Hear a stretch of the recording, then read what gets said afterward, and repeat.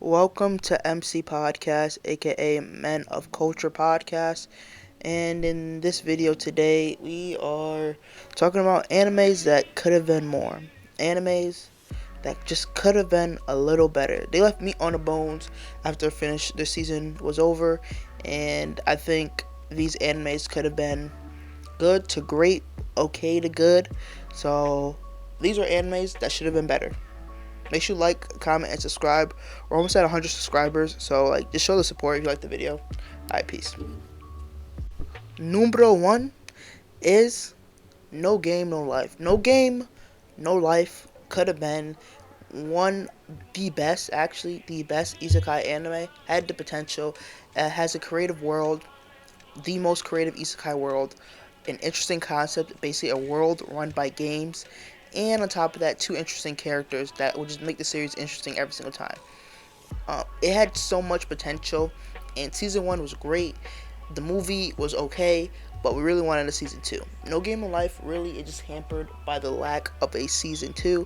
Honestly speaking, I would love to see more of the world building, and the way they were introducing the other races was always so interesting, and I enjoyed heavily in the anime. And I just thought this anime had a lot of potential to be the best and most creative isekai.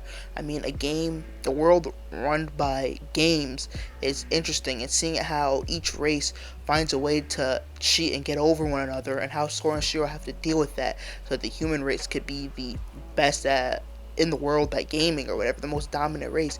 It's such an interesting concept, but they never got a season 2. Never probably will. And this anime definitely is probably the number one anime on this list that's left the most meat on the bones. It could have been better, so much better. Next anime on this list that could have been way better, could have been more, should have been more. Hell's Paradise. Before you go ahead and try to flame me and say I don't know what I'm talking about, let me cook. Quiet down for a minute and let me cook real quick.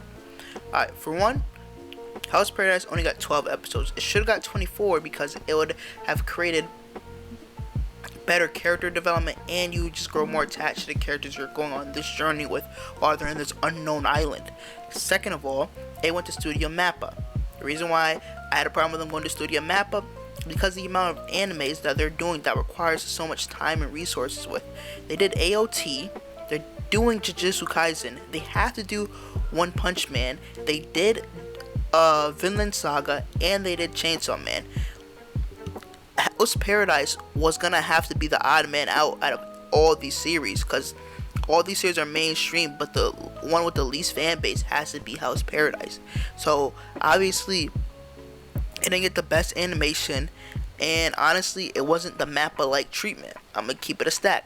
If it went to a different studio, it would have got 24 episodes, which was, I believe, it needed, so that you can like the characters and develop something more than just thinking that they're cool. And on top of that, it would have just got better animation and fight scenes. I'm gonna keep it a stack. The animation was mid. Now, by all means, I don't want to say Hell's Paradise sucked or was trash. No, but I'm just saying that it could have been better. It could have been more, and it should have been better. Next anime that definitely could have been better, should have been more, is Darling in the Franxx. Darling in the Franxx is a mecha slash post-apocalyptic slash romance anime that is definitely an anime that's pretty good and it's worth watching, but it has its flaws to it. Episodes 1 through 15 is really good. It's great. It does a great job developing the characters in the story, but one of the things that it lacked was after episode 15, when the two main characters finally admit that they love each other and shit like that, and they got together and they're fighting the main enemy and stuff like that. This anime goes at a breakneck speed, kind of, to just rush to an ending. And what I really wish that Darling in the Franxx kind of slowed down a bit more, and really focus on the backstory of what happened to the humans and whatnot, and why are the situation, why is the world all fucked up. So Darling in the Franxx really just went on a breakneck speed to an ending that wasn't good, and it should have slowed down. It had the characters, it had the story behind it, and the fan base to push for a season 2, but unfortunately it just wanted to end. So this anime, for one, needs either a season 2 or a retcon of basically episode 15 and episode 16 onwards, because it has a lot of potential and it's really good, but it just could have been more. They left a lot of meat on the bones, and this one should have been a much better anime and possibly get a season 2.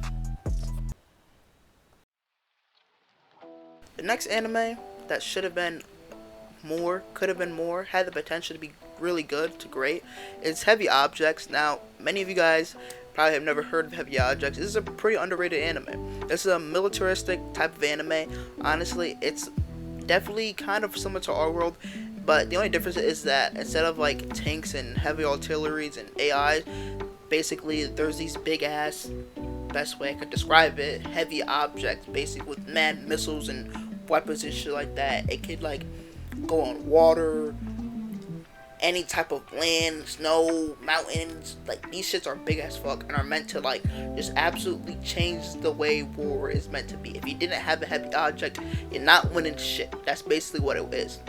And it's a militaristic type of anime. And basically the two main characters find a way to basically destroy heavy objects, because they're part of the crew that has to like maintain and understand the maintenance to it, so they know how to fuck these shits up. So the series basically is about these two main characters and their journey of how they basically change the way war is done again. This is such an interesting anime. For one, they got waifus. The two main characters are cool as fuck. Like, they're cool, relatable, and every situation they're in kind of gets you on the edge of your seat, not knowing if they're going to actually be able to complete their mission or die. So this is definitely an interesting series that should have possibly got a season 2. It could have been a lot better, and it could have been one of the better, more interesting military type of animes. This is definitely a unique anime, and I think if it came out probably a little bit later, like kind of like today's age, people would start fucking with it a lot more, because especially with technology and the advancements. This is definitely, it's not a completely futuristic anime, but this is definitely something that we can see on like the battlefield today. So yeah, this is the reason why I think Heavy Objects could have been better, but this is why I also think it's pretty good as well. So go watch it. Another solid anime that could have been more and should have gotten at least another season was World's End. It has a longer title, but I don't want to say it. I'm just put it on the screen. World's End is a futuristic, post-apocalyptic fantasy anime. Basically, the world gets taken over by these weird-ass monsters, and basically all the humans live in the sky. But sometimes the humans have to go and fight these monsters, so there's these like, I don't know how to really call them this. I guess I'm gonna say these girls that aren't really seen as human, but to the people they're more seen as military objects. But to the main character, he's like some sort of nomad that was like the last real human before the world went to shit.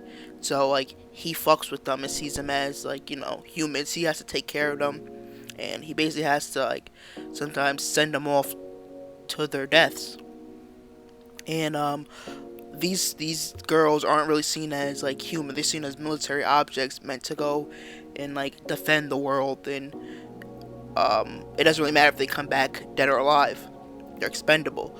And World's End is just a sad, but like also has such an interesting story. It has a lot of world building. They do a decent job with that. And when the season ended, it was going to dive deeper into the world and the events that led up to what happens, and there was so much meat on the bones of the show that it's like unbelievable. I think World's End had so much potential to be something actually really good, an interesting fantasy anime that was definitely on the sadder side. I can say it's similar in a sort of way to 86, but just they don't got the character development and the characters like that as 86 does, but it definitely has a similar vibe to that. And addition, I think that the reason why this anime didn't get the shine and the light it should have gotten was during that time, I believe it came out in like 2012, that there was a lot of other animes that just were popping and they just got overshined. Like, when there's a lot of heat coming out, everyone's not gonna focus on shit that's not as fire, and there was a lot of heat coming out, and people just didn't get the recognition. But I definitely think could have been so much more. This is definitely a great anime that I definitely I liked watching, and it's kind of sad, but also at the same time, it's fuckwittable. Final anime on this list that could have been more. It could have been so much more. Is Hyoka. Hyoka had been making to be one of the best romance animes ever. Like, it's a great slice of life. I really like the main characters and the supporting cast. The main female character I like too. They're all I fuck with them all.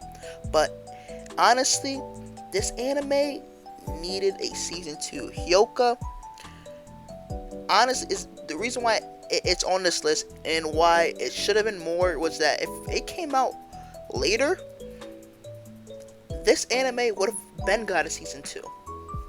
Honestly speaking, I can say this with a fact. If you like animes like Snafu and Classroom Elite, then you're definitely relate to the main character. The female character has an infectious way of just making herself likable. So this had all the developments of being a great series, and the ending, the way the main character sees the world from the beginning to the end, how the female character starts to change him slowly but surely, and he kind of acknowledges like his feelings for her, was could have been a start to something great. Season 2 for this anime would have done wonders. Like, Hyoka had so much potential to be something absolutely phenomenal. Like, one of the best romance animes, slice of life animes. It's definitely one of the best slice of life animes, I won't lie. But it could have been more, so much more. And this is the reason I even started this video, was because of Hyoka. I thought this anime had so much meat on the bones, so much with a great female character, with a male character that a lot of people naturally attract to. If you like Ayano Koji, then you're definitely gonna fuck with this main character as well. Then, like, it was just a match made in heaven to be something more.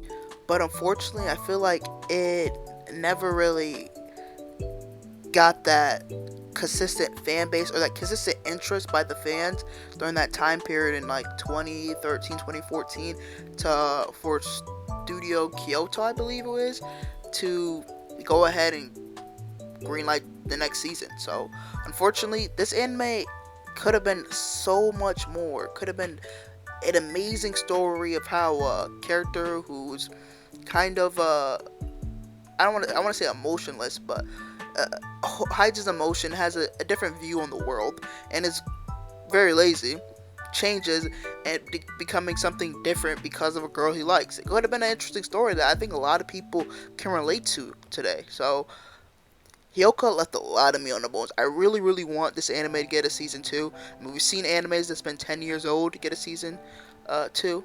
So I'm not gonna hold out. I could hold out and believe that there's something possibly happen, but I don't think it's likely, to be honest. This is the end of the video. If you make it to this point, dude, subscribe. You watched it. I know you felt with the video. You felt something toward the video. So go ahead and like the video, and then subscribe for more MC Podcast content. And you should probably go ahead and check out this video right here, where we debate whether which character was right, Eren Yeager or Itachi Uchiha, when it comes to philosophies. So MC Podcast signing out. Stay men of culture, women of culture, people. Peace.